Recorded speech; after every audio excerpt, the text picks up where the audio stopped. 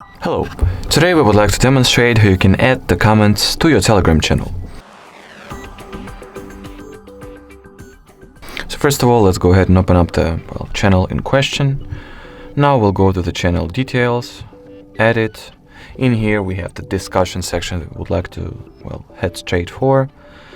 In here you can either choose any existing group to use as the host for the comments or create a new one, which I'll do right now. I'll name it Hard Reset Comments. Confirm. Wait for it to load.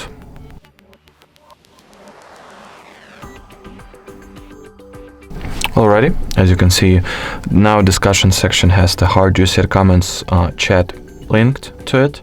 So now once I post any new messages to my channel, so let me do just that. Good day. As you can see, this leave comment option now available, or should I say will be available under each post that I've added.